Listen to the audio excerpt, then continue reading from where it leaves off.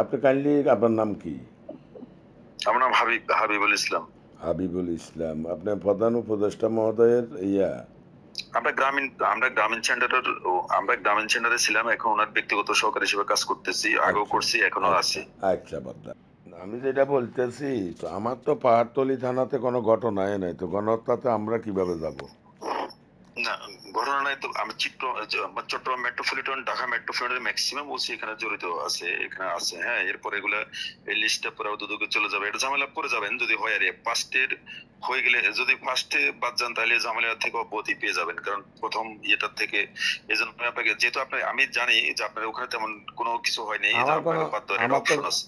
আমার কোনো ঘটনাই নাই, তো আমি কেন এখানে? না না না না, ঘটনা নাই, কিন্তু ঘটনার লিস্টে চলে আসছে এখন। এটা চলে আসছে অলরেডি। হ্যাঁ, এবং এটা লিস্টভুক্ত হয়ে গেছে।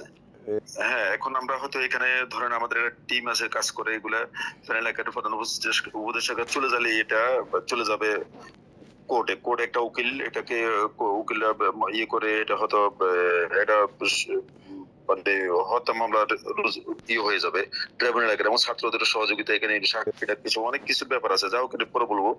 এখন বের হওয়ার অপশন আছে, আপনি কিভাবে বের হতে চাচ্ছেন সেটা আপনার ব্যাপার, আপনি বলেন কিভাবে বের করা যায়। আপনি অপশনটা বললে না, আমি বুঝতে পারতাম যে কিভাবে আমি বাদ যাইতে পারি।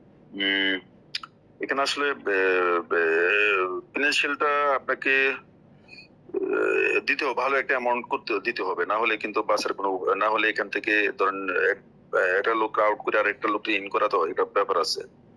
অনুমান কত একটু বলবেন তো? আপনি মিনিমাম $1,50,000 মতো খরচ করতে হবে। হ্যাঁ, 50 মতো খরচ করতে হবে। 50 লাখ?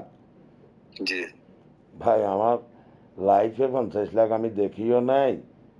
আর এত টাকা আমার বাপ দাদার জায়গা জমি বিক্রি করলে হয়তো হইতে পারে, তো আমি তো ফকির হয়ে যাব।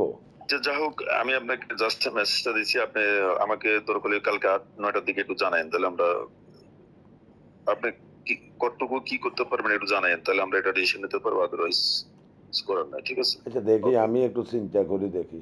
হ্যাঁ, ওকে ওকে। জি ভাই, সালাম আলাইকুম। আইএফআইসি আমার প্রতিবেশী, আরো কাছে, সবার মাঝে, পাড়ায় পাড়ায় আমার ব্যাংক। IFIC bank.